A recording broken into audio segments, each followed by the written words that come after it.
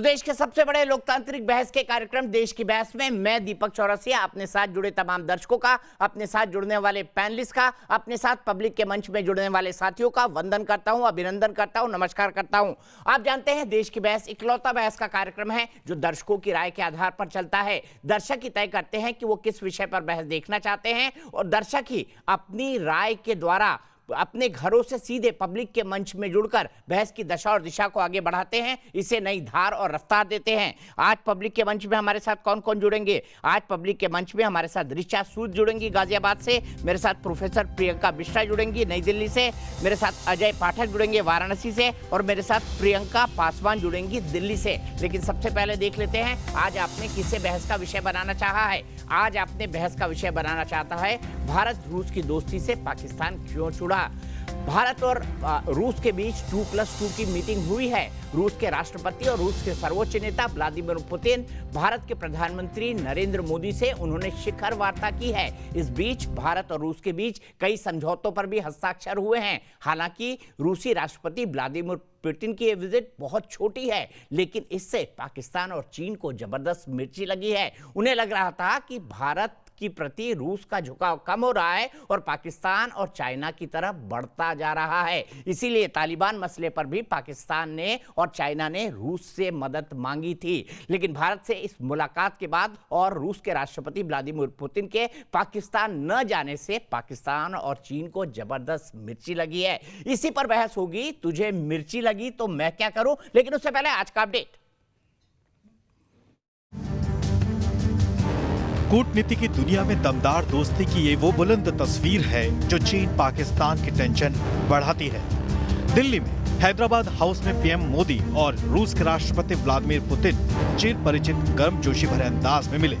Putin का दौरा महज 6 घंटों का रहा, मगर इस दौरे के मायने बहुत अहम और गहरे हैं। हमारे स्ट्रेटेजिक पार्टनरशिप के लिए भी विशेष है। आज हमारे विदेश एवं रक्षा मंत्रियों के बीच 2+2 डायलॉग की पहली बैठक हुई है। इससे हमारे व्यवहारिक सहयोग को बढ़ाने का एक नया मैकेनिज्म शुरू हुआ है। पिछले 24 घंटे से दिल्ली कूटनीति के केंद्र में है। 2+2 मीटिंग में विदेश मंत्री एस जयशंकर ने उन ताकतों को बेनकाब किया जो अफगानिस्तान को टूल की तरह इस्तेमाल कर रहा है। Challenges remain even as new ones emerge. Prominent among them are terrorism, violent extremism and radicalization. The situation in Afghanistan has wider repercussions, including for Central Asia. West Asia or the Middle East continues to present hotspots. इसके बाद रक्षा मंत्री राजनाथ सिंह अपने समकक्ष रूस के रक्षा मंत्री से मिले, जिसमें 4 अहम सैन्य करार हुए। मीटिंग में AK-203 राइफल को भारत में ही बनाने को मंजूरी दे दी गई। ये असॉल्ट राइफल अमेठी में बनेगी। इसके साथ ही राजनाथ सिंह ने LAC पर चीन की हरकतों का मुद्दा उठाया। Unprovoked aggression on our northern border since early summer of 2020 have thrown in several challenges. India is confident of overcoming these challenges with its strong political will and inherent capability of its people. Putin का भारत दौरा इसलिए भी पाकिस्तान के लिए बड़ा झटका है क्योंकि अफगानिस्तान और आर्थिक सहयोग का ऑफर देकर इमरान ने पुतिन को न्योता भेजा था, जिस पर इस्लामाबाद को कोई जवाब नहीं मिला। तालिबान जो है पाकिस्तान की प्रॉक्सी है। हालांकि कोशिश ये है दोनों देशों की कि किसी भी सूरत से अफगानिस्तान में स्थिरता बनी रहे, और अगर ज़रा भी कुछ होता है तो उसका ये लोग ज़रूर उसके खिलाफ एक्शन लेंगे, यानी कोई प्लान होगा जिसको वो सपोर्ट करेंगे। देश के बहस में चर्चा करने जा रहे हैं कि आतंकवाद एक्सपोर्ट करने वाले ताकतों को छिन्न भिन्न करने का अब वक्त आ गया है और टेरर एजेंडा बढ़ाने वाला पाकिस्तान अब कैसे घिर गया है। तो देश की बहस में हम एक सवाल पूछते हैं और देश की बहस में हमारा आज का सवाल है, क्या भारत रूस की दोस्ती से पाकिस्तान की मुश्किलें बढ़ेंगी? हाँ या ना में आप जवाब दे सकते हैं। आप हमारी वेबसाइट पर जा सकते हैं, आप हमारे मोबाइल ऐप पर जा सकते हैं, आप हमारे ट्विटर हैंडल पर जा सकते हैं, आप हमारे फेसबुक पेज पर जा सकते हैं। कार्यक्रम के बारे में कोई राय है, सुझाव है, आप शो में शामिल होना चाहते हैं तो 9711002266 पर हमें व्हाट्सएप करें। सीधे अपने बड़े पैनल को इंट्रोड्यूस करता हूं। आज भारत और पाकिस्तान के बीच सीधी बहस होगी। मेरे साथ जुड़ गए हैं retired major general GD Bakshi, जिनका पद उनके जिनका कद उनके पद से काफी बड़ा है, मेरे साथ जुड़ गए हैं मेजर जनरल रिटायर्ड के सिन्हा साहब, जाने माने अंतर्राष्ट्रीय मामलों के और रक्षा मामलों के विशेषज्ञ। मेरे साथ जुड़ गई हैं मेरी दोस्त और कलीग रह चुकी शाहजिया इल्मी, जो कि भारतीय जनता पार्टी की राष्ट्रीय प्रवक्ता हैं। मेरे साथ मायद अली साहब जुड़े हुए हैं, पाकिस्तान के डिफेंस एनालिस्ट हैं। मेरे साथ अब्दुल समद याकूब साहब हैं, फाउंडिंग मेंबर है पाकिस्तान तहरीक इंसाफ के, जो कि इमरान खान की पार्टी है, सत्ताधारी पार्टी है। जावेद गफ्फारी साहब जुड़ चुके हैं मेरे साथ, जो कि पाकिस्तान के एक पत्रकार है। याकूब साहब, सबसे पहले मैं आपके पास आना चाहूंगा और मेरा सीधा सवाल है, देखिए पुतिन साहब आ गए, आप तो बड़े उम्मीदें रख रहे थे कि भाई तालिबान के मसले पर सपोर्ट मिलेगा, सीपेक पर सपोर्ट मिलेगा, दुनिया भर की हर चीज पर सपोर्ट मिलेगा, लेकिन जो पुरानी दोस्ती है ना सर, जो पुराने चावल हैं वो एक साथ ही पकते हैं। और आपने देख लिया कि कैसे आज व्लादिमीर पुतिन साहब और नरेंद्र मोदी साहब अपने पुराने संबंधों को एक बार फिर से रिवाइव कर रहे हैं और S-400 डिफेंस सिस्टम हमको मिलने जा रहा है। देखें दीपक जी, बात यह है कि आप S-400 खरीदें, आप AK-203 खरीदें, लेकिन कश्मीर की वादियों में जो हमने आपको AK-47 की गोलियों की तरतराहट का जो मजा चखाया है ना सर, मारे जा रहे हैं, 150 मारे गए हैं अभी तक, वो 203 में भी नहीं, वो सीधे S-400 जन्नत। में भी नहीं, वो आप डिफेंस कितने सिस्टम बोलते हैं ना, खरीद लें, 72 लेकिन उड़े आपका मिलेंगी, मिल कोई रही है वहां पर, डिफेंस मिल रही है उनको, जो मारे जा रहे हैं 72 उड़े। जो है वो AK-47 को डिफेंड नहीं कर सका अभी तक आप AK-47 के आगे अभी तक कोई ऐसा कोई जाली सर, आपके जो कितने AK-47 चेले को मारे रोक गए सके। कश्मीर में, जरा गिनती तो बताइए। आपको लश्कर तैयबा बंद करना पड़ा, जैसे मोहम्मद बंद करना पड़ा, और TRF बना के घूम रहे हैं, और वहां पर भी लोकल लोगों को भर के कायरता से स्कूल टीचरों पे गोली चलवा रहे हैं आप। दीपक जी, अगर हिम्मत है तो आमने सामने की लड़ाई हो जाए ना सर, हिम्मत है तो आमने सामने की लड़ाई हो जाए, क्या दिक्कत है? एक नॉन स्टेट आपको लग रहा है आपने कश्मीर में बड़ा महान काम कर लिया, हमने 370 हटा दिया, 35 से हटा दिया, क्या हो गया कश्मीर में? लोगों को मारा, 13 नागालैंड के मासूम शहरी, आज आप में अगर थोड़ी सी भी इंसानियत है, जुर्रत है, आज आप आवाज उठाए मेरे सामने यहाँ पे मिलके कि उन 13 लोगों का क्या कसूर था। अगर आप में थोड़ी सी भी है, आप कश्मीर से हट के नागालैंड पे चले गए। आप याकूब साहब, आप कश्मीर से हट के आप नागालैंड भाग गए। कश्मीर पे ही बात कर लीजिए ना, नागालैंड पे भी कर लेंगे भाई, हमारे घर का मसला है, हम सुलझाएंगे। हमारे देश के नागरिक मारे गए हैं गलती से या किसी और कारण से, लेकिन कश्मीर पर बात कर लीजिए ना, कितनों को हमने बॉडी बैग में भेज दिया, जन्नत मिली कि नहीं मिली उनको? शाजिया जी से तो मैं तवक्को कर सकता हूं कि वो बड़ी आवाज उठाती हैं, आज मेरे साथ मिलके उनके लिए आवाज उठाएंगी कि नहीं उठाएंगी? नहीं शाजिया, बताइए ना, कश्मीर में क्या किया है हमने? कितनों को 72 हुरे मिल गए और कितने लोग जन्नत चले गए? मुझे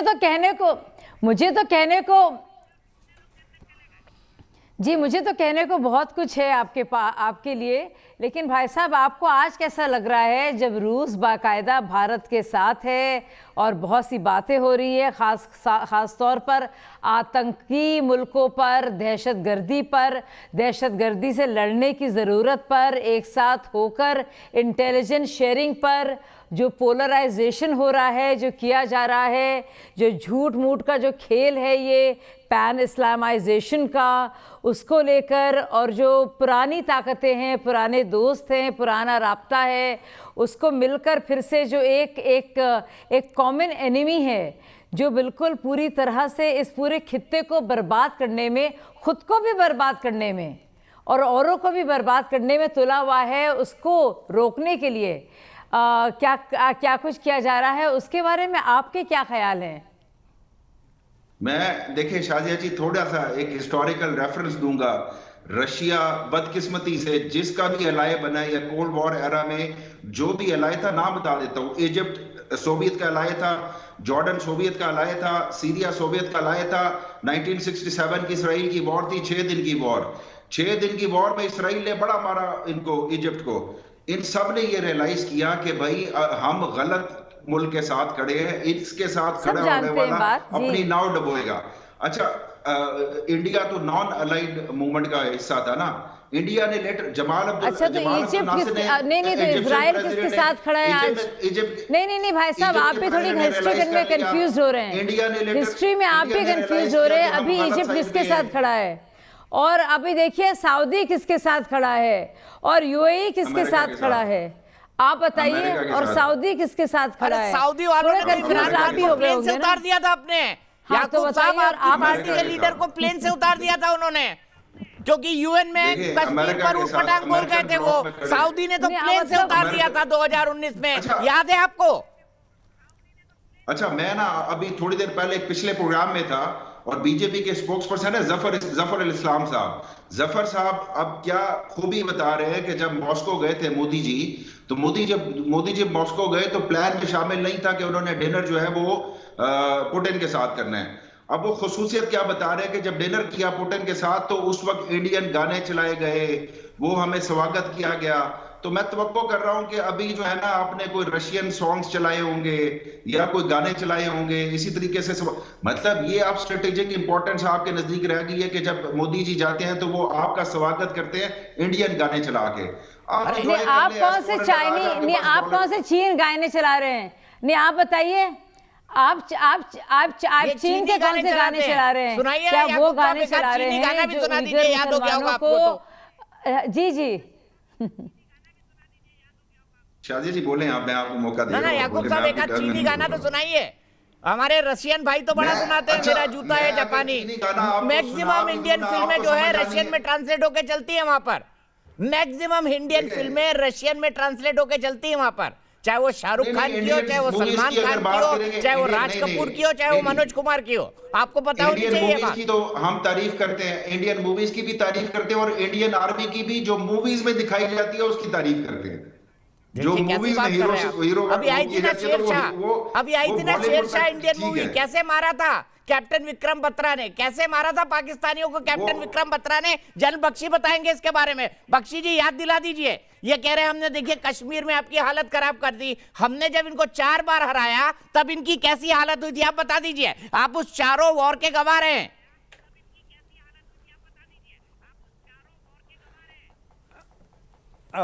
देखिए साहब, मेरा तो ज़िंदगी लड़ते लड़ते गुजर गई है। मैं तभी अपने जो पाकिस्तानी काबिल दोस्त यहाँ बैठे हैं इस पे आपको मैं थोड़ा सा रूबरू करा दूँ सम फैक्ट्स। रशिया ने S-400 मिसाइल्स की सप्लाई शुरू कर दी है। S-400 आ चुका है।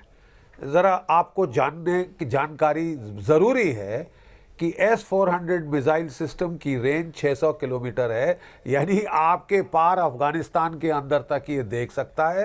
400 किलोमीटर तक इसके मिसाइल आपका जो जहाज़ पेशावर से उड़े, कराची से उड़े, सरगोदा से उड़े, उसे निस्तनाभूत कर सकते हैं बॉर्डर के इस साइड से। आपकी स्ट्रेटेजिक डेप्थ नहीं है, ठीक है साहब, डेप्थ नहीं है। ये area anti access area denial system है, यानी जहां लगा दिया जाए दूसरी एयरफोर्स हवा में उड़ान नहीं भर सकती। अब आपको बड़ा गहन सोचना पड़ेगा कि इसके पहले आप कश्मीर की ज़्यादा फड़े मारें, बातें करें या कुछ करने की कोशिश करें, आपको लेने के देने पड़ जाएंगे। आपकी जो फिज़ा या है ना वो तो खाक में मिल जाएगी। ये S-400 काफ़ी है, एयरफोर्स तो हमारी बाद में आएगी, ठीक है साहब। आप तभी आपके इमरान खान साहब हैं वो आज मीटिंग कर रहे हैं अपने जर्नैलों के साथ, और बाजवा साहब की जो है त्यूरी माथे पे जो है उनके चुंडियाँ पड़ी हुई हैं साहब। पसीने ठंडे अभी आने शुरू होंगे। अभी हमारी 5 रेजिमेंट्स आनी है, पहली खड़ी हो रही है, ठीक है साहब। और सबसे ज़्यादा नुकसान आपका होगा। चीन के पास 6 थी, वो हमारे खिलाफ 1 लगा पाया था, उसको तो हम बिल्कुल ही काउंटर कर देंगे। नुकसान चीन से ज़्यादा आपको होगा, क्योंकि ये मिसाइल सिस्टम में 400 kilometre range, 240 kilometre range, 120 kilometre range और 40 किलोमीटर रेंज के मिसाइल्स हैं। जैसे मैंने बताया टारगेट, मैं आपको सिर्फ फैक्ट्स बता रहा हूँ, मेरे पास कहानी चुटकुलों का टाइम नहीं, केवल फैक्ट्स बता रहा हूँ कि कोई जहाज़ आपका उठा सरगोदा से, कराची से, लाहौर से, कहीं और से, वो निस्तनाभूत हो जाएगा सेकंडों के अंदर। आप ज़रा ये सोच लीजिए। और इसके पहले आप भारत के साथ, कश्मीर के साथ ज़्यादा छेड़खानी करने की सोचें, आपको 10 बार सोचना होगा। चीन आपको नहीं बचा पाएगा, ना 71 में बचा पाया था, ना इस बार बचा पाएगा। और ज़रा आप याद रखें कि ज़रा ये जो 50वीं सालगिरह है 1971 की जंग की 16 दिसंबर को विजय दिवस था, विक्ट्री दिवस। ढाका पे हमारा कब्जा हो चुका था और 93,000 आपके कैदियों ने हथियार डाल दिए थे। आपको ये याद करना जरूरी है। मैं आपका नाक रेत में नहीं रगड़ना चाहता, मैं सिर्फ थोड़ी सोबराइटी लाना चाहता हूं कि आप समझते हैं लड़ाई गुड्डे गुड़ियों का खेल है। बहुत नुकसान होगा साहब। और इस बार जब S-500 आ गया, अभी तो S-400 है, फिर तो साहब आपकी तो जो आपने पैसे आपकी फौज ने खसोट खसोट के बच्चों के मुंह से छीन के हथियारों पे लगाए हैं ना, वो बहुत महंगे पड़ेंगे आपको। वो सब सर छोटा सा जवाब ले लेते हैं। जवाब गफ्फारी साहब से लेते हैं। गफ्फारी साहब, S-400 के बाद आपका स्ट्रेटेजिक एज जो है वो पूरी तरह नेस्तनाबूद हो जाएगा। जनरल बख्शी ने एक्सप्लेन कर दिया। कहां खड़े होंगे आप लड़ाई के बारे में? आप सपने दिन के देखना छोड़ दें। वैसे भी लड़ने से डर लगता है पाकिस्तानियों को। General GD. बख्शी साहब जब टीवी पे आते हैं तो बड़े बड़े भाषण देते हैं, जब वो जाते हैं बाकायदा तकरीब के अंदर खिताब करते हैं, वो फिर कहते हैं पाकिस्तान का शुक्रिया, पाकिस्तान ने हमें फौजी बनाया, पाकिस्तान ने हमें सिखाया। यहाँ पे आके भाषण देना शुरू कर देते हैं। ये कह रहे हैं कि पाकिस्तान फौज ने बच्चों के निवाले छीन कर दिफाई अपने आप को मजबूत किया है। तो ये जो जिन्होंने S-400 लिया, ये क्या बच्चों के निवाले छीन के नहीं ले रहे? और ये क्या बताएंगे कि S-400 को सिर्फ कैरी करने का मैनेज करने का कितना खर्चा आता है? क्या ये बताएंगे जनरल बख्शी साहब, आपके नॉलेज में है कि जब आप सिर्फ और सिर्फ S-400 को या S-300 को कैरी करते हैं, चलाते नहीं है, यूज नहीं करते, ना ये अल्लाह की मेहरबानी से करने हैं, क्योंकि आपके पायलट तो अभिनंदन है, क्योंकि वो मार भी खा के हैं तो फिर भी आप उनको चक्रव्यूह देते हैं। आपके पायलट अभिनंदन है। आप ये ध्यान में रखें, राशिद मिन्हाज पाकिस्तान के पास है। अगर राशिद मिन्हाज के मुकाबला कर सकते हैं ना S-400, तो हम तैयार हैं। यहाँ पर सारे राशिद मिन्हाज हैं, यहाँ पे MM आलम है, यहाँ पे अभिनंदन नहीं है। रखने अभिनंदन और करनी बातें बड़ी दर्द हो रहा है ना अभिनंदन का नाम लेते हुए। जिसने आपका F-16 मार गिराया, कितना दर्द हो रहा है ना उसका नाम लेते हुए आपको जावेद गफ्फारी साहब। कोई बात नहीं, आपने खर्चे की बात पूछी, सीधे जनरल सिन्हा के पास चलता हूं। जनरल सिन्हा, अभिनंदन ने बड़ा दर्द दिया है पाकिस्तान को। वो महमूद कुरैशी कह रहे थे ना, उनके पांव कांप रहे थे। वो जो नेता ने कहा था पाकिस्तान मुस्लिम लीग नवाज शरीफ के, कहा कि खुदा के वास्ते अभिनंदन को छोड़ दो वरना रात 9 बजे भारत आक्रमण कर देगा। पांव कांप रहे थे शाह महमूद कुरैशी के कहते हुए। इमरान खान मीटिंग छोड़ के भाग गए अभिनंदन को छोड़ने के लिए। जावेद साहब को बता दीजिए, इन्हीं की पार्टी, इन्हीं की देश के नेता ये लोग कह रहे थे पाकिस्तान नेशनल असेंबली में, यानी पाकिस्तान की संसद में। जनरल सिन्हा बताइए। सारी बातें ठीक करती है। निकलवा लेता हूं अभी वो पाव कांपने वाली बात निकलवाइए। गफ्फारी साहब रुक जाएं, गफ्फारी साहब अभिनंदन का नाम सुन के कैसे पाव कांप रहे थे पाकिस्तानियों के? जनरल सिन्हा जी जवाब दीजिए। हाँ दीपक जी, देखिए दीपक जी, अभिनंदन तो आपको MiG-21 से F-16 को मार गिराया, और एक नहीं दो पायलट इनके गुम है। एक का तो ये मानते हैं कि हाँ उसमें एमरॉन लगा हुआ था और मार गिराया, और वो शेर जब वो इनकी धरती पे उतरा, इन्होंने थोड़ी मारी, वो उतर करके और लगातार किस तरह से थप्पड़े, किस तरह से बातों की थप्पड़े और अपने बिहेवियर, पूरे पाकिस्तान में अभिनंदन की चर्चा, उसकी मूछें रखने की चर्चा, उसके शेर दिली की चर्चा। और जब यहां से प्रधानमंत्री ने कहा कि हमारे शेर तुम्हारे पास में है, हमारी मिसाइलें हैं, तो इनके और उन्होंने ब्लैकआउट कर दिया था दीपक जी। और हमारी मिसाइलें कहाँ चलनी थी? वो नहीं कि हम चले जाते कोई ऐसे जगह में कि POK में, वो चलनी थी इनके जो ये कहते हैं ना भावल नगर, भावलपुर, उन जगहों पे वो थी। और कैसे भागे भागे छोड़ते हुए आए, उनके 2 मिनिस्टर साहब आए हमारे अटारी बॉर्डर पे, अभिनंदन को हाथ हिला करके। हमारा शेर दहाड़ता हुआ चिल्लाता हुआ आया, तो अभिनंदन की बात छोड़ दे। और आज सुने गफ्फारी, अरे गफ्फारी कितने का आता है? ये सवाल है मेरा। क्या वो बच्चों के निवाले हाँ बताता हूँ, बताता हूँ। अरे भाई मेरे बताता हूँ, सुन लो ना गफ्फारी साहब। आपने पुतिन साहब को नहीं सुना? महान शक्ति है भारत, उन्होंने कहा हमारे प्रधानमंत्री ने याद दिलाया 1971 से 50 साल पहले हमारा उनके साथ स्ट्रेटेजिक जो पार्टनरशिप था, जब आपने अपना अमेरिका के सातवें बेड़े के ऊपर भी चिल्ला रहे थे, अरे कर दे, अरे गफारी, हाँ कितना खर्चा आएगा बताता हूं, सुन ले। S-400 जो है ना सर, सुनिए, S-400 नहीं, अब S-500 की बात करें, 550 की बात करें जो रशियन आर्मी में नहीं आई है, और वो ज्वाइंट कॉपरेशन से बनेगा।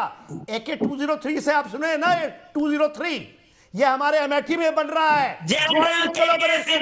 ब्रह्मोस का नाम सुना था ना, इंडिया और सिंपल जवाब दो। अरे गफ्फारी साहब, जब ओखली में सर दिया तो मुसल से क्या डरना?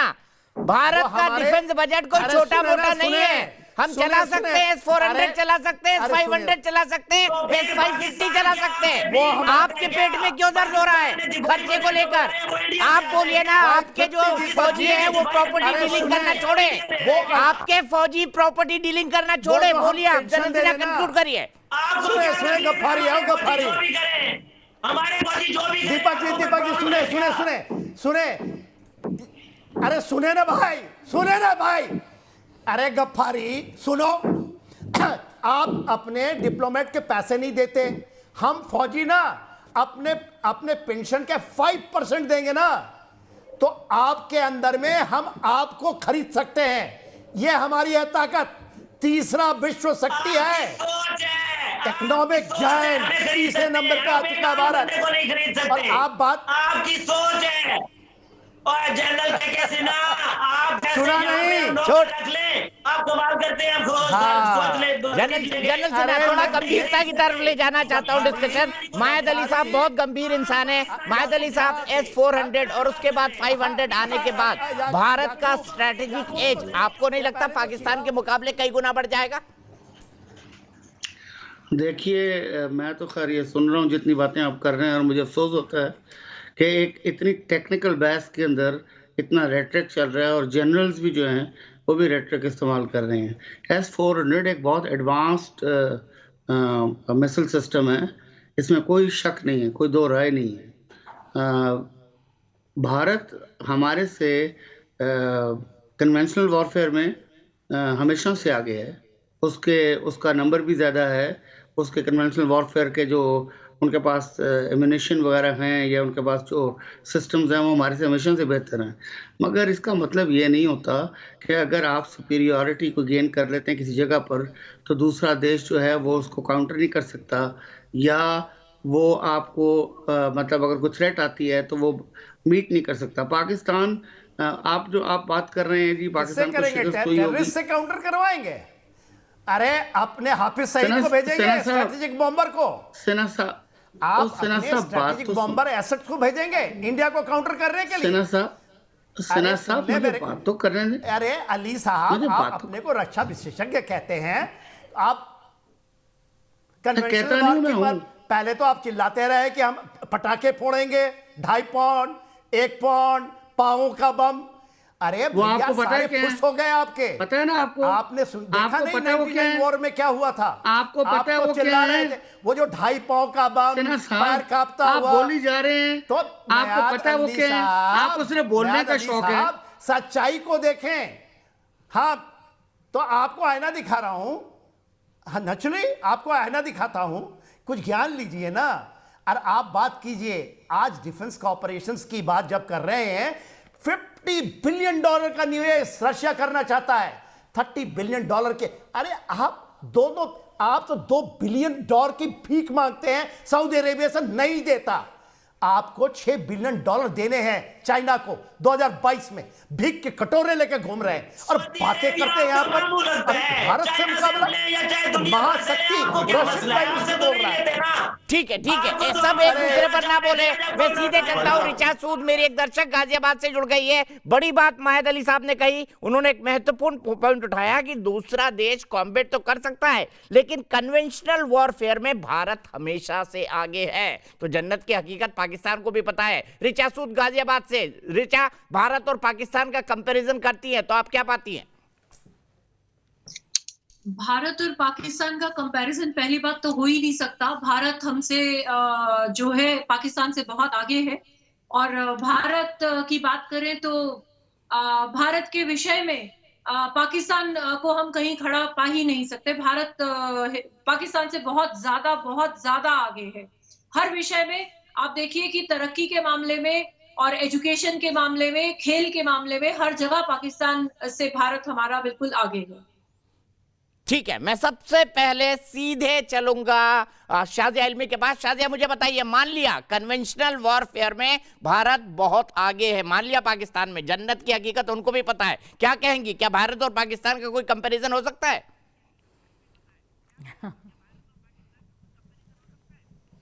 नहीं, कोई भी कंपैरिजन, कोई भी तुलना नहीं है मुमकिन आज के दौर में। मुझे लगता है अगर भारत की तुलना हो भी सकती है तो वो अमेरिका से हो सकती है, चीन से हो सकती है, बड़े पावर से हो सकती है।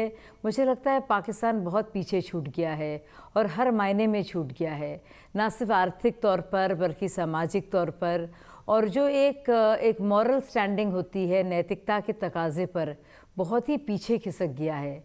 तो मुझे लगता भी नहीं कि हम लोगों को भी इसका जिक्र करना चाहिए।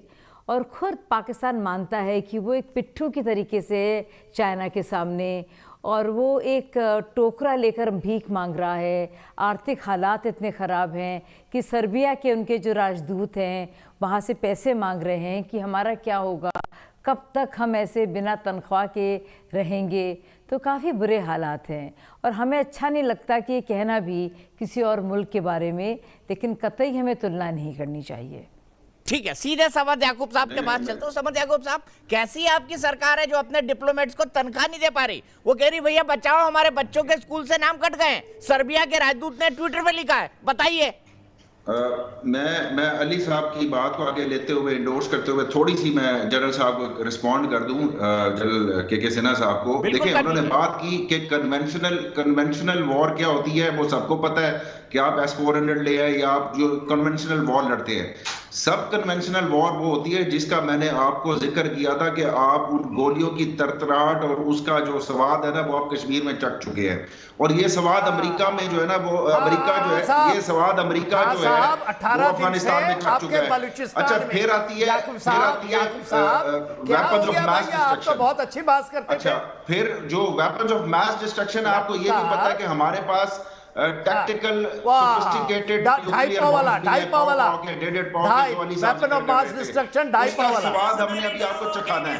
वो जब आप S-400 यूज करेंगे तो हम आपको वो पाव के बमों का मजा और स्वाद चखाएंगे आपको।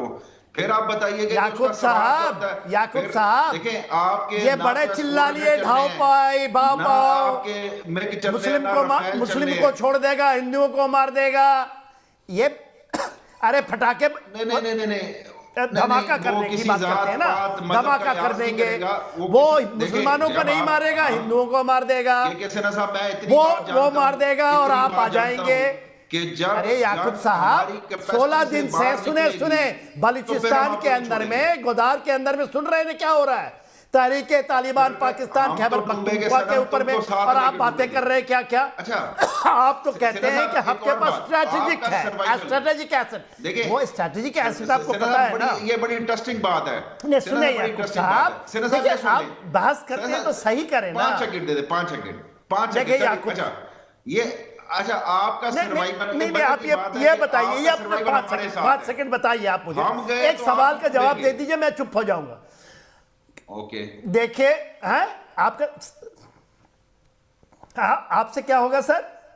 क्या साहब होगा, जरा बोले। आपका सर्वाइवल, आपकी आवाज नहीं आ रही है। हम रहेंगे, आप क्या हो गया? हम मरेंगे, पहले आपको लेके साथ मरेंगे। हम बाकी हैं, आप बाकी हैं। ये बात ज़हन नशीन कर लें। मेरे सर्वाइवल, आप तो मर गए सर, सिर्फ मेरे से आपके जहन में कुछ रहा नहीं, आपकी खुदगर्जी नहीं रही, आपके अल्लाह नहीं रहे, आपने तो अपने को बेच दिया। आप ये कहते हैं कि आप अपने को बेच दिया तो भारत भी बेच देगा। आप चाइना के अंदर में उनके रहमो कमल में पड़ने वाले लोग हैं, बलूचिस्तान में नहीं सेना देखा साहब, क्या हो हमारे रहा है? पास जो 16 हमारा दिनों से nuclear arsenal 16 है, दिनों से जो हमारा कितनी nuclear ज्यादा arsenal है, बलूचिस्तान हम को बचा इंडिया लीजिए 10 आप। बार तबाह कर सकते हैं। 10 बार इंडिया को, पूरे इंडिया को 10 अरे बार तबाह सर, कर ये जो सकते हैं। न्यूक्लियर बोगी की बात करते हो ना आप, न्यूक्लियर बोगी अरे न्यूक्लियर बोगी की बात करें, बंद ना करें। आपको जब उसामा बिन लादेन को मारा था ना, तो अमेरिका ही बोलता था कि आपके सारे के सारे, और जब अभी हाल में अफगानिस्तान में जब आए बलूचिस्तान से लोग, तो उस समय भी वो चाहते थे कि हथियार ले लें। आप उसको टेररिस्ट के हाथ में सौंपना चाहते हैं, और उसकी धमकी, गीदड़ धमकी, नहीं वो हमारे 2.5 पाव, ये बोलता था ना आपको बड़े रशीद साहब, महफूज assets 1.5 पाव, 2 पाव, 1 पाव हमने, अच्छा मार देंगे, मुसलमान बच जाएंगे, हिंदू मर जाएंगे। हमने ड्राइंग रूम में सजाने के लिए नहीं रखे, इसको वो आप हमने एसेट कहते हमने हो? उसको इसको पॉलिश एसेट करके कहते हो? चमका के लिए भी नहीं रखे। हमने अरे उसका जो हमारा AQ खान साहब, AQ खान साहब चोरी से लेकर आए थे। आपने नहरों करम में आपने सोचा कि चाइना दे देगा न्यूक्लियर चीज। अच्छा, आपका न्यूक्लियर आप तो ऐसे बातें करते हैं न्यूक्लियर की, और यहां पर इस डिबेट में ठीक है, हम तो न्यूक्लियर और लॉजिक की तरह इस डिबेट को ले जाता हूं। मायद अली साहब के पास चलता हूं। मायद अली साहब, मुझे एक सवाल का जवाब दीजिए। मैं कल ही पढ़ रहा था कि इतनी बुरी हालत है ग्वादर और बलूचिस्तान में कि सीपैक का काम चाइना ने रोक दिया है। उसने फाइनेंशियल ग्रांट देने से बंद कर दिया है। अब सीपैक कभी भी खटाई में पड़ सकता है, क्योंकि आप कट्टरपंथियों के चलते चाइनीज को जो जो फैसिलिटीज दी गई थी उसको काटते जा रहे हैं। आपने वहां पर जो उनके लिए specially tax free beer and wine की शॉप्स खोली गई थी, कट्टरपंथियों के दबाव में बंद कर दी। चाइना उस बात को लेकर बहुत नाराज है। ये इसी हफ्ते की घटना है। देखिए दीपक जी, बात यह है कि सीपैक के हमारे कुछ मसाइल हैं वो दूर हो जाएंगे। जहाँ तक ये कट्टरपंथियों की बात कर रहे हैं ना, तो वो उनका कोई इम्पैक्ट नहीं है सिवाय उसके कि जो उन्होंने पहले एक अटैक किया था और हमारा नुकसान हुआ था। और वो नुकसान हो जाता है क्योंकि जब लोग वेपन्स लेके निकले होते हैं तो कहीं ना कहीं कुछ ना कुछ गलत हो जाता है। पर सीपैक हमारा इंशाल्लाह पूरा होगा, और ये चाइना उसमें भी पूरा इंटरेस्टेड है, हम भी इंटरेस्टेड हैं। दूसरी बात ये रही कि फिर बाद में अगर मैं आप ही की बात आप लोगों को कहूँ कि नागालैंड में क्या हो रहा है, तो वो आपका ज़ाती मामला है। तो सीपैक पे क्या हो रहा है, वो हमारा ज़ाती मामला है। अब अगर चीन आके बैठा हुआ है आपके लाइन ऑफ एक्चुअल कंट्रोल के ऊपर, मैंने एक दफ़ा भी कहा आपको कि आपसे कुछ नहीं हो रहा, भाई वो आपका मामला है और आपका चाइना का मामला है। आप बात रूस के ताल्लुकात पे बात कर रहे हैं, मैं सिर्फ रूस के ताल्लुकात पे बात करना चाह रहा था, जो सिन्हा साहब ने सारी बात खराब कर दी। और सिन्हा साहब को बताइए कि ये टैक्टिकल न्यूक्स बड़ी खौफनाक चीज़ होती है, ये शहरों पे नहीं फेंके जाते, ये बैटलफील्ड के अंदर फेंके जाते हैं। बख्शी साहब बड़ी अच्छी तरह जानते हैं। बड़ी वैसे मैं पूरे पैनल को बता दूं, जावेद गफ्फारी साहब बड़े जोर जोर से बोल रहे थे बिजली कट गई है, ब्लैकआउट हो गया जावेद गफ्फारी साहब के यहाँ। जावेद गफ्फारी साहब, चाइना ने बिजली काट दी कि पावर कट करता है चाइना आपके यहाँ पे? बताइए, मुस्कुराइए ना, बताइए ना सर। हमारे यहाँ तो 24/7 बिजली है। देखिए आपके यहाँ लाइट ही नहीं है। आरपी सिंह साहब को भी दिखाइए, क्या हुआ भाई, पावर कट क्यों हो गया? जावेद गफ्फारी साहब बताइए ना, कितने घंटे पावर कट रहता है? टेक्निकल एरर हर जगह पे आती है। तो ये आपके जो टेक्निकल न्यूक है ना, उसमें भी बड़ा टेक्निकल एरर है। जनरल बख्शी साहब कुछ कहना चाहते हैं? जनरल बख्शी साहब देखिए, जावेद गफ्फारी बात कर रहे थे और ब्लैकआउट हो गया पाकिस्तान के अंदर। दीपक जी मुझे बात पूरी करने दीजिए। महाराज साहब मैं 1 मिनट में आ रहा हूँ। जनरल बख्शी कुछ कहना चाह रहे हैं, 1 मिनट में आ रहा हूँ। देखिए साहब, मैं बता रहा हूँ कि ये यहाँ पे बड़ी डींगे हाँक रहे थे कि इन्होंने ये बड़ी डींगे हाँक रहे थे। अरे साहब ये क्या चीज के लाट है तभी। अच्छा जनरल बख्शी की आवाज। गफ्फारी साहब रुक जाइए 1 मिनट रुक जाइए। जनरल साहब अपना पॉइंट कह ले, उनको जाना भी है। जनरल साहब अपना पॉइंट कह ले, उनको जाना भी है। मैं भी आपके पास आता हूँ। सुन लीजिए, ये तो साहब बस ऐसे बोलना शुरू करते हैं जैसे कि कोई डैम फट गया उनका। अच्छा देखिए साहब, मैं आपको बताना ये चाहता हूँ, आप जितनी डींगे हाँक लीजिए कि हमने MiG-21 गिरा दिया, ये हुआ वो हुआ, असलियत ये है कि जब आपका कोई टेररिस्ट इंसिडेंट होता है और भारत से एक घुड़की आती है, आपके तमाम शहरों के लाइट्स आउट हो जाते हैं, आपके फाइटर जो हैं डिफेंसिव सॉर्टीज शुरू कर देते हैं। और जो बालाकोट के बाद 22 महीने आपने सिफर किया, 0, क्योंकि आप इतने डरे हुए थे। फिर चीन ने लद्दाख में आके वो गुर्बत वहां पे छेड़खानी शुरू करी कि भाई मैं हूं ना। उल्टे बांस बरेली को पड़ गए, चीन गलवान में पिट गया। तब से उनकी भी झग बैठ गई है और आपकी भी। और अब तो साहब झग बैठी क्या, अब तो अच्छी तरह से बैठेगी। टेक्निकली हमने वो गेम चेंजर ले आए हैं जो दक्षिण एशिया के आसमान की हालत हमेशा हमेशा के लिए बदली कर देगा। ठीक है साहब, एयर सुपीरियॉरिटी हमारे S-400 मिसाइल्स ही हासिल कर देंगे। वही आपकी एयरफोर्स को निस्तनाबूद करने के लिए काफी है। एक बारी आपकी फिजा या जमीन पे गिरा दी, फिर हमारे तैयारे आराम से वहां पे टर्की शूटिंग करने आएंगे। ठीक है साहब, ये जरा get used to get real. आप लोग गेट रियल। महद अली साहब, आपको नहीं लगता कि भविष्य की चुनौतियों के लिए आपको रियल हो जाना चाहिए? S-400 आने के बाद फिर मैं सरदार आरपी सिंह के पास चलूंगा।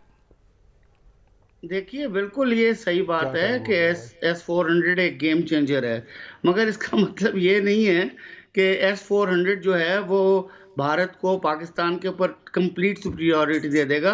ज़ाहिर है पाकिस्तान कोई ना कोई उसके काउंटर मेजर्स लेगा, कोई ना कोई चीज़ करेगा। पाकिस्तान एक बड़ा मुल्क है, वो इस तरीके से एक सुपीरियॉरिटी अगर किसी मुल्क को मिलेगी तो उसके लिए अपनी तैयारी करेगा। एक और दूसरी चीज़ मैं बख्शी साहब से अर्ज़ करना चाहता हूँ कि ये नहीं है कि S-400 जो अगर आ गया है तो उसका मतलब है कि पाकिस्तान की जो एयरफोर्स है वो बिल्कुल नखेद हो जाएगी या किसी काम की नहीं रहेगी। नहीं, उसके तोड़ भी हैं। टेरेन मास्किंग बड़ी अच्छी तरह जानते होंगे बख्शी साहब। मैं सेना साहब से तो बात नहीं करूंगा, बख्शी साहब अच्छी तरह जानते होंगे टेरेन मास्किंग को। मैं जानता हूं, मैं काफ़ी कुछ जानता हूं चीज़ों के बारे में। तो we can hit S-400, but मैं फिर मानूंगा कि S-400 is a game changer और हमें उसका कोई ना कोई करना पड़ेगा, हमें तदारक करना पड़ेगा, हमें अपने पास अपनी डिफेंस को इम्प्रूव करना पड़ेगा। अपनी अगर हमें लड़ना है इंडिया से, अव्वल तो ये लड़ाई होनी नहीं है, ये हम टीवी पे लड़ते रहेंगे। और अगर खुदा ना खास्ता ये याद रखें बख्शी साहब कि अल्लाह ना करे अगर हमारा और आपका इस तरह का माहौल बन गया कि जहां हम कन्वेंशनल वॉरफेयर में हमें प्रॉब्लम होना शुरू हो जाएगा, तो वो कोई अच्छी बात नहीं है। क्योंकि हमने पहले बताया हुआ है कि नो फर्स्ट चूज पे हम नहीं आ रहे, हम फर्स्ट चूज पे जा सकते हैं। हाँ, फर्स्ट देखिए, धमकी आ रही है आरपी सिंह साहब कि न्यूक्लियर बम बरसा देंगे। लेकिन बताइए कि हमको एक सबसे पहली बात, मैं बड़ा लॉजिकल सवाल पूछ रहा हूं।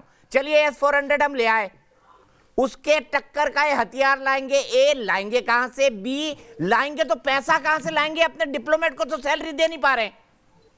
देखिए जो हथियार S-400 चाइना साहब, ये सवाल सरदार आरपी सिंह से है। आरपी सिंह साहब, दीपक फाइनेंशियल एक्शन टास्क फोर्स के ग्रे लिस्ट में है पहले 3 साल, अब लगभग पिछले 3 साल से फिर ग्रे लिस्ट पे है और अभी जल्दी वहां से निकलने वाले नहीं। ये जितना मर्जी भीख का कटोरा लेकर कहीं दुनिया में घूमे, अब इनको भीख देने वाले नहीं। मिडिल ईस्ट ने इनको इस्लाम के नाम पर, मुसलमान के नाम पर भीख देना बंद कर दिया। उनको समझ लग गया कि ये इनको बेवकूफ बनाते हैं। अब उनको ये भी है कि इनको सिक्योरिटी नहीं प्रोवाइड करते, ये बड़ी स्पष्ट बात है। चाइना समझ गया कि अब पाकिस्तान को खेल बचा नहीं, इसलिए वो भी उन्होंने अपना नुस्खे कर दिया। अमेरिका इनका फोन नहीं उठाता। ये अपना जो प्राइम मिनिस्टर का घर है उसको वो बैंक्वेट हॉल को बनाना चाहते हैं, इस हद तक उनकी गुर्बत की हालत है। तो मैं उस पर नहीं जा रहा, ये असली बात जरा S-400 पे करें। सर, आप हिल नहीं पाएंगे, आप तो बड़ी ढींग रहे ना, हिल नहीं पाएंगे आप समझिए बात को जी। 400 किलोमीटर तक 72 एक बार में 72 टारगेट हिट करता है और आपका पूरा पाकिस्तान मिलाकर 72 टारगेट नहीं बेर कर सकता एक मिसाइल से। तो इसलिए थोड़ा समझिए आप कहाँ की ढींग मारे, क्या बात कर रहे हैं। ये गेम चेंजर नहीं, ये आपके लिए सबक है कि अगर आप कुछ भी शरारत करेंगे तो उसका जवाब बहुत मुंह तोड़ मिलेगा और ऐसा मिलेगा कि उसका फिर आप बचेंगे नहीं। और आप ये गलतफहमी में निकल जाइए कि हमारे पास न्यूक्लियर है, कुछ नहीं होने वाला अपने न्यूक्लियर का। आप उसको जरा दुरुस्त करिए, उसमें जरा कुछ पंक्चर जो आपने लगाना करिए, वो खत्म है मामला आपका न्यूक्लियर। आपकी वो हमने जो धमकी थी, इधर भपकी थी, वो देख ली हमने, वो है नहीं कुछ भी आपके पास। पर ये सच है और हकीकत है। और मैं एक निवेदन और करूंगा, मैं नहीं चाहता लड़ाई हो, बिल्कुल हम भी नहीं चाहते लड़ाई हो, हम चाहते अमन और शांति बनी रहे। इसलिए ये जो अभी कह रहे थे ना कि कश्मीर में हम AK-47 भेजते, ये भी भेजना बंद कर दो, नहीं तो इसका भी जवाब तैयार है। मैं बता रहा हूँ आज आपके चैनल पे कर रहा हूं दीपक, ये समझ लें, इसका बहुत मुंह तोड़ सटीक जवाब भी तैयार है। अगले 6 महीने में हो, साल में हो, 2 साल में हो, परंतु जल्द होगा और इससे लंबा काल नहीं होने वाला। बहुत सटीक जवाब है। ये सब AK-47 सब धरी रह जाएंगे। ये जो आपने सोचा ना कि हम 1000 कट लगाएंगे हिंदुस्तान को, आप जो हमारी जो एक्चुअल वॉरफेयर में तो आप जीत नहीं सके किसी में भी। अब आपने ये फॉर्मूला किया है, उसका भी जवाब तैयार है। मेरी बात आज नोट करिए, मैं धमकी नहीं दे रहा, मैं आपको एक समझा रहा हूँ एक दोस्त के नाते से। हम भी चाहते हैं कि आप अमन शांति से रहें और हम भी अमन शांति से रहें। आप अपने अवाम की चिंता करें, हम अपने अवाम की चिंता करें, हम अपने अवाम को आगे लेकर जाएं। और हमारी बहुत सही बात बोली आरपी भाई, बहुत सही बात बोली सरदार आरपी सिंह ने। इसी टोन पर आप अब्दुल समद याकूब से बात करूंगा, लेकिन उससे पहले प्रोफेसर प्रियंका मिश्रा मेरी एक दर्शक दिल्ली से जुड़ गई हैं। प्रोफेसर, कोई कंपैरिजन है भारत और पाकिस्तान के बीच? भारत और पाकिस्तान के बीच नहीं, कंपैरिजन बिल्कुल नहीं है। हम हमेशा से सच्चाई का साथ दिए और वो लोग जब जब हम लोगों पर हमला किए छुप छुप करके ही किए, सामने से कभी उनकी हिम्मत नहीं हुई है आने की। और जब जब इंडिया ने वो किया है, हमेशा इंडिया ने रिएक्ट किया है, कभी इंडिया की तरफ से कोई शुरुआत नहीं हुई है।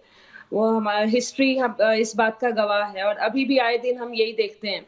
बिल्कुल सही कहा। हिस्ट्री इस बात का गवाह है कि भारत ने कभी पहली शुरुआत नहीं की, हमेशा पहली शुरुआत पाकिस्तान ने की और मुंह की खाई है। मेरे साथ दीपक वोरा जी भी जुड़ गए हैं, देश के जाने माने डिप्लोमेट। लेकिन मेरा सवाल सीधे अब्दुल समद याकूब से। याकूब साहब, बड़ी समझदारी की बात कही आरपी सिंह साहब ने, ये बंद कर दीजिए AK-47 भेजना, वरना आपकी पॉलिसी होगी 1000 कट्स की, हमारी सिर्फ एक ही कट की पॉलिसी होगी, मुश्किल पड़ जाएगी फिर पाकिस्तान को। ये मैं भी नहीं कह रहा हूं, मैं बहुत संजीदगी से बात कह रहा हूं, कोई डराने धमकाने धमकी देने के हिसाब से नहीं कह रहा। नहीं है, सरदार साहब की बात से 100% इत्तेफाक करता हूं कि हमने आपसे सिर्फ यही कहा कि आपसे हमारा एक ही इख्तिलाफ है और वो है कश्मीर का, और आपको हमसे मसला है दहशतगर्दी का। आप एक मसला हल कर दे, दूसरा मसला खुद ही हल हो जाएगा। मतलब आप मान रहे हैं आप दहशतगर्दी करते हैं? आप मान रहे हैं आप दहशतगर्दी करते हैं? आपने कहा पाकिस्तान में AK-47 भेजते हैं, आप मान रहे हैं आप दहशतगर्द मुल्क हैं, you are a terrorist country. आप मान रहे हैं अब्दुल समद याकूब साहब, बड़ी बात है कि आप मान रहे हैं कि आप एक आतंकवादी मुल्क हैं जब तक और आप कश्मीर का मसला कश्मीर में आतंकवादी भेजते हैं। कह ले, आप इसको दहशतगर्दी कह ले, आप इसको तहरीक आजादी कह ले, कुछ भी कह ले, मसला जारी रहेगा। मैं आपको सच कह रहा हूं। अब एक आधा मिनट मुझे दीजिएगा, आधा मिनट मुझे दीजिएगा दीपक जी। मोहित अली साहब यहाँ पे बड़ी अच्छी बात कर रहे हैं जो कि आप लोगों को सुनवाना नहीं चाह रहे। मैं इन्हीं की बात को बड़ा 30 सेकंड दे दीजिएगा। देखिए, मोहित अली साहब ने आपको न्यूक्लियर पोस्चर बताया है पाकिस्तान का और इंडिया का।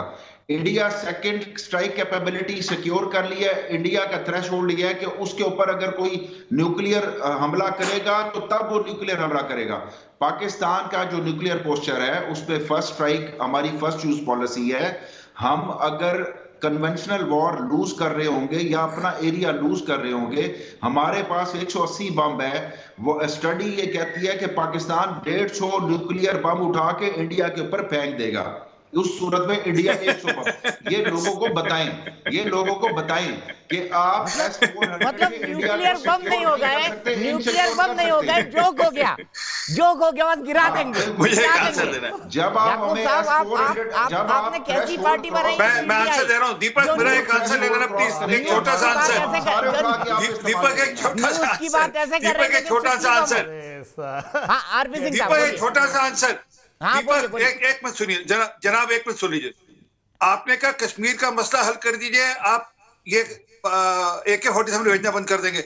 मैं कह रहा हूं आपको, हम कश्मीर का मसला पूरा का पूरा हल कर देंगे, ध्यान करिएगा। और उसके बाद आपकी जरूरत नहीं होगी AK-47 भेजने की, आप भेजेंगे नहीं, आपकी जरूरत नहीं बचेगी AK-47 भेजने की हिंदुस्तान की तरफ, ये ध्यान रखिएगा।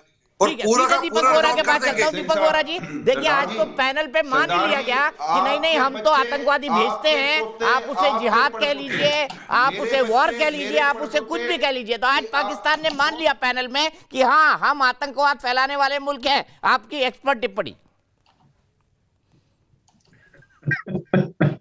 दीपक साहब, आपका आभारी हूँ कि आपने मुझे मौका दिया है अपने कार्यक्रम में शरीक होने का।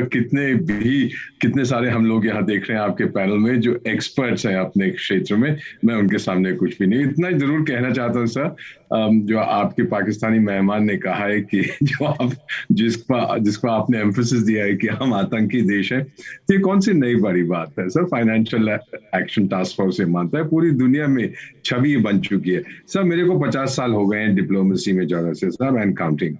किसी भी देश की एक छवि, रेप्यूटेशन बन जाती है। एक एथनिक जो ग्रुप्स होते हैं उनकी एक रेप्यूटेशन बनती है। अगर आप कुछ अफ्रीकी देश हैं तो वो कहेंगे कि इंटरनेट की बेईमानी करते हैं, चाइना के बारे में बातचीत करेंगे, कहेंगे ये बिजनेस में धोखा करते हैं। पाकिस्तान का जहां नाम आता है तो कहते हैं आतंक। This is the reputation of Pakistan. गलत है, सही है, मैं उस डिस्कशन में नहीं जा रहा, लेकिन इंटरनेशनल रेप्यूटेशन बन चुकी है। इसलिए फाइनेंशियल एक्शन टास्क फोर्स, ये वो वीजास के ऊपर प्रतिबंध लगे हैं कई देशों में, एटसेट्रा एटसेट्रा। अब समस्या जो मैं समझ पा रहा हूं पाकिस्तान की सर, मैं काफी देर से, मेरी फैमिली वहां से है, हम लोग ये समझ पा रहे हैं कि शुरू से उनका ऑब्सेशन ये रहा है पैरिटी विद इंडिया। एक वजीर आजम थे जिन्होंने कहा था हम घास खाएंगे लेकिन न्यूक्लियर बॉम्ब जरूर लेंगे, तो उन्होंने थोड़ी सी प्रायोरिटी उल्टी कर दी थी। न्यूक्लियर बॉम्ब तो मिल गया लेकिन अब घास खा रहे हैं।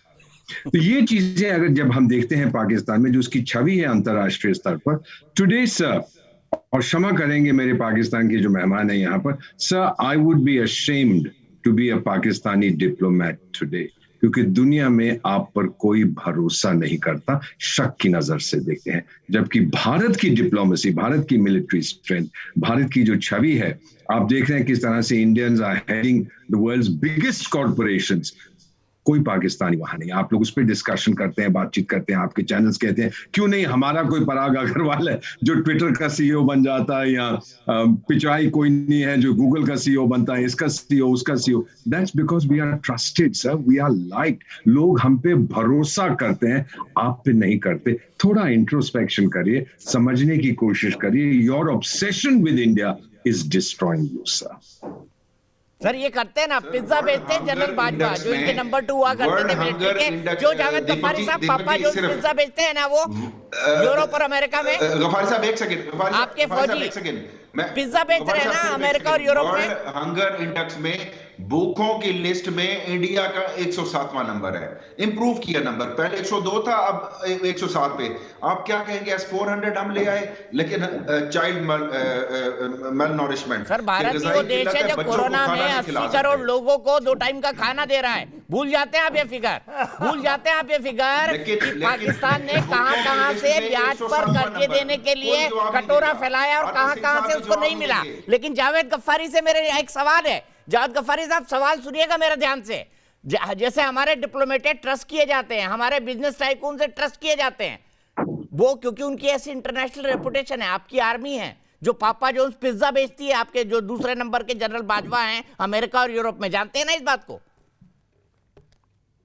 बिल्कुल जानता हूं, तो क्या फर्क पड़ता है, कारोबार तो कोई भी कर सकता है। दीपक जी आप कारोबार नहीं करते, आप सिर्फ टीवी पे आते हैं शाम को और बस भाषण देते हैं और उसके बाद चले जाते हैं। क्या ये आरपी सिंह साहब ने जो बात की है, कोई एक बात इन्होंने ठीक की है? नेगेटिव नेगेटिव नेगेटिव, और इतना नेगेटिव बोल गए कि ये भूल गए कि आपका सबसे, अरे उन्होंने इकलौती पॉजिटिव बात की है, वो भी जमीन के ऊपर है। कुछ तो शर्म करते, ये सिखों के रॉन्ग नंबर है जो सिखों के बैठ के और बात क्या कर रहे हैं, पाकिस्तान की धज्जियां भी घेर देंगे। और कुछ शर्म करो आरपी सिंह, कुछ शर्म करो। क्यों धज्जियां भी घेरेंगे, क्यों धज्जियां भी घेरने की बात करते हैं, क्यों अमन की बात क्यों नहीं करते हो? अमन की बात करो। अब गुरु नानक जावेद गफ्फारी अमन की बात कर रहे हैं। देखिए आरपी सिंह साहब, जावेद गफ्फारी अमन की बात कर रहे हैं। जवाब लूंगा आरपी सिंह से ब्रेक के बाद, लेकिन उससे पहले मेरी एक दर्शक प्रियंका पासवान दिल्ली से। प्रियंका क्या कहेंगी पाकिस्तान के बारे में, क्या सोचती है जब इस देश के बारे में सोचती है तो? दीपक जी देखिए, पाकिस्तान, मुझे तो नहीं लगता कि उनको ऐसे हम लोग के डिबेट में आना चाहिए, लेकिन आकर वो लोग खुद ही अपनी जग हसाई करवाते हैं, तो उसके लिए हम क्या कर सकते हैं।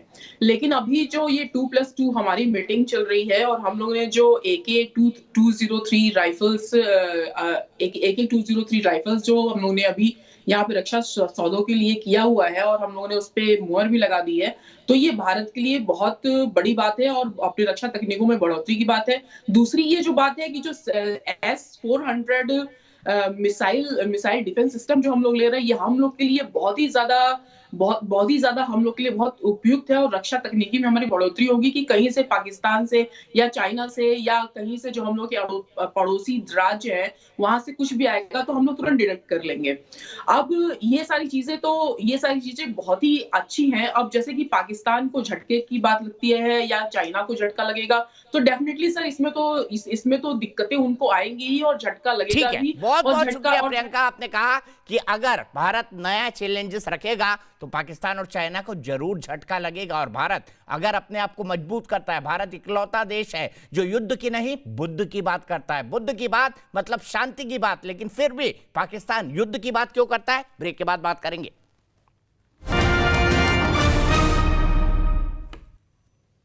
तो देश के बहस में एक बार आपका फिर स्वागत है। हम बात कर रहे हैं कि कैसे रूस और भारत की बढ़ती हुई दोस्ती देखकर चीन और पाकिस्तान बेचैन हो उठे हैं। आज रूस के राष्ट्रपति व्लादिमीर पुतिन भारत आए और प्रधानमंत्री नरेंद्र मोदी से शिखर वार्ता की। भारत को रूस S-400 मिसाइल डिफेंस सिस्टम देने लगा है, जिससे भारत की जो सेना है उसको एक बहुत बड़ी स्ट्रैटेजिक एज मिल जाएगी पाकिस्तान और चाइना के ऊपर। इसी पर बातचीत कर रहे हैं। मेरे साथ जाने माने डिप्लोमेट दीपक वोरा साहब जुड़े हुए हैं, मेरे साथ जाने माने रक्षा और अंतर्राष्ट्रीय मामलों के विशेषज्ञ मेजर जनरल रिटायर्ड के सिन्हा जुड़े हुए हैं, मेरे साथ भारतीय जनता पार्टी के राष्ट्रीय प्रवक्ता RP सिंह साहब जुड़े हुए हैं, मेरे साथ अब्दुल समद याकूब साहब जुड़े हुए हैं, फाउंडिंग मेंबर है PTI के और स्पोक्स पर्सन है PTI यानी पाकिस्तान तहरीक इंसाफ जो इमरान खान की पार्टी है। मायद अली साहब मेरे साथ मौजूद हैं जो कि पाकिस्तान के डिफेंस एनालिस्ट हैं। जावेद गफ्फारी साहब मेरे साथ मौजूद हैं जो कि एक पत्रकार हैं। RP सिंह साहब, पहले शुरुआत में आप पर, ब्रेक में जाने से पहले आप पर आरोप लगा था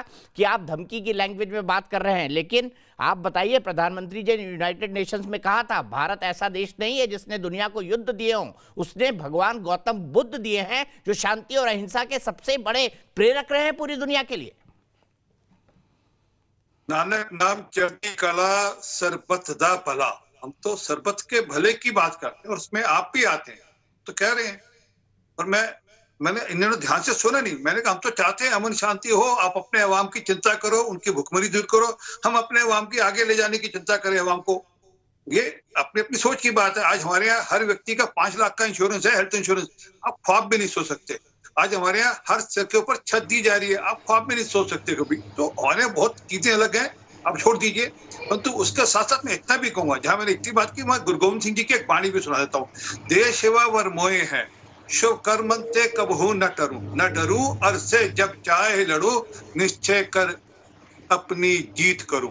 ये भी ध्यान रखिएगा। जब हम सरबत के भले की बात करते हैं तो ये नहीं कि हमारी कमजोरी है, कहीं पे जरूरत पड़ेगी तो फिर जवाब भी मिलेगा। और मैं इसलिए कह रहा हूँ, आप ये जो बार बार कहते हैं कि कश्मीर के कारण से और हम AK-47 बेचते रहेंगे, मैं हाथ जोड़कर कह रहा हूँ AK-47 भेजना बंद कर दिए और कश्मीर का मसला हमेशा के लिए ठीक ठाक रिजॉल्व हो जाएगा। और उसका ना कश्मीर रहेगा ना कश्मीर का इशू रहेगा, सब बिल्कुल बराबर हो जाएगा आपके लिए। इसलिए ये छोड़ दीजिए, अच्छी बात नहीं है। आप अपने अवाम की जितनी AK-47 बेचते हैं उतने में अपने अवाम को रोटी खिलाइए ना, अपने अनाज दीजिए उतने लोगों को, उतने लोगों को सिर पे छत दीजिए, उतने लोगों को डॉक्टरी मुहैया कराइए, हॉस्पिटल दीजिए, पानी पीने का पानी मुहैया कराइए। वो करने वाले जो काम है वो करिए। ये AK-47 बेचने कोई अच्छी बात है? कोई बताइए याकूब साहब, AK-47 की जितनी कीमतों के बीच रहे उतने कीमत से आपकी गुर्बत दूर हो जाएगी। कोरोना में हमने तो अस्पताल बनाए, ऑक्सीजन प्लांट बनाए, आपने क्या बनाया? कब्रिस्तान। अंतर है, कराची में सबसे पहला कब्रिस्तान कोरोना होने के बाद पाकिस्तान ने बनाया था। अच्छा, RP सिंह साहब को मैं 2 बातों का जवाब दूंगा। इन्होंने अमन की बात की। देखिए, मैंने ये नहीं कहा कि हम बेचते हैं। जब आप कश्मीरियों पे जुल्म करेंगे, कश्मीरी बंदूक उठाएगा। हम बेचते रहेंगे। अच्छा, मैं रिकॉर्डिंग निकाल के सुना सकता हूँ याकूब साहब, सम्मान आपको बोल रहा हूँ, विद ड्यू रिस्पेक्ट। मैं रिकॉर्डिंग निकाल के सुना देता हूँ आपको। आपने कहा था हम बेचते रहे। अच्छा, अभी मैं जवाब दे देता हूँ। जब नागालैंड पे जुल्म होगा, लोग बंदूक उठाएंगे, यही होता चला है। आप अच्छा, फिर आप ये कहते हैं, अच्छा मेरी बात पूरा होने दें। फिर जब हम नहीं कहते कि हम कश्मीर में बेचते हैं, लेकिन आप कहते हैं कि बलूचिस्तान में आप लोग बेचते हैं, आप कहते हैं कि फ्रीडम मूवमेंट को आप सपोर्ट करते हैं, आप कहते हैं। अच्छा, इससे आगे आ जाता हूँ, जो अपनी कौम का सबसे बड़ा धोखा। अच्छा, मेरे गेस्ट जो पैनलिस्ट बैठे हैं जो शायद किसी डिप्लोमेट हैं और मैं उनका नाम नहीं जानता, माजरत, उनको मैं एक बात उन्होंने कही कि जी ट्विटर के CEO, गूगल के CEO, माइक्रोसॉफ्ट के सीईओ, ये वो लोग नहीं है जो आपकी यूनिवर्सिटी से पढ़ के गए हैं। आप लोगों को धोखा ना दें। अरे सर, ये जो ट्विटर के सीईओ हैं आईआईटी बॉम्बे से पढ़े हुए हैं, क्या बात करते हैं आप? थोड़ा अपने फैक्ट सही रख लीजिए करिए ना। अग्रवाल साहब आईआईटी मुंबई से पढ़ के गए, सुंदर पिचाई भी भारत में पढ़े हुए हैं, जरा गूगल कर लीजिए, गूगल कर लीजिए। सुंदर परचई साहब जो है ना, वो अपने स्कूल में यहाँ पे पढ़ के गए थे, वो उधर की यूनिवर्सिटियों में रावलपिंडी में पढ़े थे। यूनिवर्सिटियों रावलपिंडी में पढ़े थे कि बहावलपुर में, बताइए ना। नहीं, रावलपिंडी में पढ़े थे, बहावलपुर में बताइए, याकूब साहब बताइए ना। आपकी $2 से कम, आप ये क्यों नहीं बताते कि 80% लोगों की जो आमदनी है, इनकम है, $2 से कम है। दुनिया में फुटपाथ पे सोने वाले, सर हमारे यहाँ कम से कम $2 तो है ना, $2 तो है ना हमारे यहाँ। आप तो कटोरा लेके 24/7 खड़े हुए हैं, कभी सऊदी अरेबिया के सामने, कभी चाइना के सामने। माफ कीजिएगा ये शब्द बोल रहा हूँ, लेकिन आप कटोरा लेकर पूरी दुनिया के सामने खड़े हुए हैं। क्या इससे कोई इनकार कर सकता है? आप इनकार कर सकते हैं? बताइए। प्राइम मिनिस्टर हाउस को बैंक्वेट हॉल बना रहे हैं, शादियां करवाएंगे वहां पर, निकाह करवाएंगे। जो बढ़िया बोली लगाएगा उसको प्राइम मिनिस्टर हॉल का बैंक्वेट हॉल आप देंगे निकाह करवाने के लिए। ये तो हालत है आपकी सरकार की। बताइए, डिप्लोमेट को आप तनख्वाह नहीं दे रहे हैं, सर्बिया वाले लिख रहे हैं कि हमारे बच्चों के नाम कट गए स्कूल से। नहीं, जावेद गफ्फारी साहब बताइए, कुछ गलत बोल रहा हूँ क्या? वो हैक हो गया था, ट्विटर अकाउंट हैक हो गया था, उसकी क्लैरिफिकेशन आ चुकी है। उसी गूगल से पूछ लीजिए जो गूगल में आपके सीईओ बैठे हैं। और आपको हमने कोशिश की कि आप आजाद हो जाए, लेकिन नहीं, आप लोगों ने अंग्रेजों की गुलामी ना छोड़ी थी, ना छोड़ सकते हैं, ना छोड़ेंगे। आप किसके गुलाम, आप किसके गुलाम थे बताइए ना। मुझे इसका जवाब दीपक, मुझे 1 मिनट जवाब दे। अरे आप किसके गुलाम थे बताइए ना। अरे भीख में पाकिस्तान किससे लिया आपने बताइए ना। भीख में पाकिस्तान किससे लिया बताइए आप। आरपी सिंह साहब जवाब देना चाहते हैं। अरे सुन लो 1 मिनट, अरे सुनो, अच्छा सुनो, ठंड से सुनो। फिर आपने इतनी बात बोली, मुझे जवाब देना पड़ेगा। आपकी सोच गुलाम हो गया आपका। ये बताइए, इमरान खान साहब सलवार कमीज कब से पहनने लगे? जाओ उनके अरे सुनो यार, अरे सुनो यार, अरे तो स्ट्रॉन्ग नंबर है सिखों के, आप बदअमली की बात करते हैं, आपको शर्म नहीं आती? मैं आपको, अरे शर्म आपको बताता हूँ ना आपको, अरे मैं शर्म बताता हूँ। अरे मैं जो पूछ रहा हूँ, क्या बाबा गुरु नानक ने ये तालीम दी थी कि आप पाकिस्तान को तबाह करवा देना S-400 से? ये बाबा गुरु नानक आपके ख्वाब में आके कहते हैं क्या? मैंने कब कहा? मैं तो उल्टी बात की। आप ऊंचा सुनते हैं, आप कान से ऊंचा सुनते हैं। मैंने अभी कहा सरबत का भला, मैंने अभी कहा सरबत का भला, आप सुनते नहीं क्या? आप सरबत में आते हैं। मैंने अभी कहा, आपको बोला, आप असल में क्या सुनते नहीं है, जो दिमाग में घुसा। अरे मैंने अभी कहा सरबत का भला, और सरबत के भले में आप भी आते हो दोस्त। मैंने कहा सरबत का भला, हम तो चाहते हैं सरबत का भला हो। तो इसलिए तो उसमें आप AK-47 मत लाइए ना। अगर AK-47 लाएंगे तो आरपी सिंह के ऊपर आज कोई बला गिर जाए, कोई जलजला आ जाए। मैं तो कहता हूँ पाकिस्तान में भी अमन रहे, इंडिया में भी अमन रहे, इंडिया में भी खुशहाली है, पाकिस्तान में भी खुशहाली है। नहीं, लेकिन आपने तो यही कहना है इंडिया में पाकिस्तान में बर्बादी हो जाए, पाकिस्तान तो फिर AK-47 कश्मीर में क्यों बेचते हैं? हालत है कैसा दिवालियापन है दिमाग का। मैं सरबत के भले की बात कर रहा हूँ, इनके भले की बात कर रहा हूँ। हम तो कहते हैं, सुनिए, अरे सुनो, हम कहते हैं अव्वल अल्लाह नूर पाया, कुदरत से सब बंदे, एक नूर से सब तक उपजा, कौन भले कौन बंदे। हम तो कह रहे हैं सब एक बराबर है, सब उसी एक नूर के उपजे हुए हैं। आप नहीं मानते इस बात को, आप कहते नहीं ये काफिर है, आप काफिर मानना बंद कर दो। हम तो कहते हैं आप भी उसी नूर से, हम भी उसी नूर से है, हम अलग नहीं है। आप जो DNA और जीन हमारे एक है, सनातनी है। आप सिर्फ सनातनी मुसलमान हो या सनातनी सुन्नी हो? मैं सनातनी हिंदू हूँ, इतना फर्क है बात का। आप बात समझो बात को, इसलिए कह रहा हूँ अव्वल अल्लाह नूर पाया, कुदरत से सब बनते, एक नूर से सब जग उपजा, कौन भले कौन बनते, ये समझिए आप। इसलिए कहता हूँ, अरे दोस्त समझो। आरपी भाई, जावेद भाई नहीं समझ पाएंगे इस बात को। अभी वो जिहाद और काफिरों की बात कर रहे थे, वो नहीं समझ पाएंगे। लेकिन चलते चलते क्या भारत रूस की दोस्ती से पाकिस्तान की मुश्किलें बढ़ेंगी? यस कहना है देश के बहस के 88% दर्शकों की। लेकिन चलते चलते मेरे एक दर्शक अजय पाठक वाराणसी से, अजय क्या कहेंगे इस पूरी बहस को देखने के बाद? क्या पाकिस्तान को अपने आचार विचार व्यवहार चाल चरित्र और चेहरे में बदलाव नहीं करना चाहिए? दीपक जी, सबसे पहली बात तो पाकिस्तानी मित्र मेरे जो बोल रहे थे, उनको इतनी शर्म नहीं है कि आज कटोरा लेकर के पूरी दुनिया में भीख मांगते फिर रहे हैं।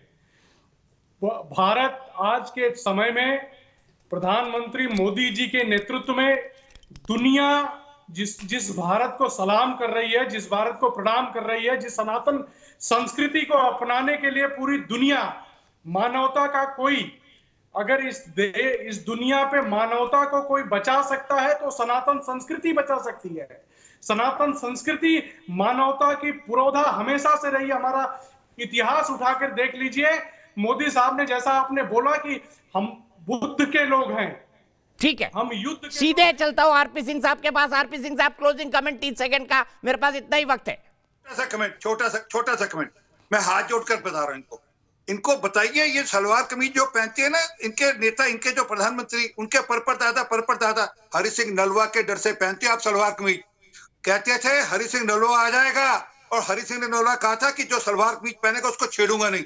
ये आपकी औकात वो है, समझे आप? इसलिए ज्यादा मत दिखाया करो, हमें गुस्सा भी मत करो। हम तो मोहब्बत की बात करते हैं, हम सिलवत के भले की बात करते हैं। हम कहते हैं आप भी बसो, हम भी बसने दो, परंतु अगर छेड़ोगे तो अब पिछली बार सलवार कमीज पहनाई थी, अब की बार चूड़ियां साथ पहनाएंगे। पिछली बार सलवार कमीज पहनाई थी, इस बार चूड़ियां साथ पहनाएंगे, याद रखना। पिछली बार सिर्फ सलवार कमीज पहनाई थी हरि सिंह नलवा ने, इस बार चूड़ियां साथ पहनाएंगे, ये याद रखना। ठीक है, यहीं पे मैं रुकता हूँ आरपी भाई। हम, भारत की पॉलिसी बड़ी साफ है, हमें छेड़ो मत, हम शांति चाहते हैं, हम युद्ध के देश नहीं बुद्ध के देश है। लेकिन अगर छेड़ोगे तो छोड़ेंगे नहीं। फिलहाल एक ब्रेक, लेकिन न्यूज नेशन पर खबरों का सिलसिला लगातार जारी है।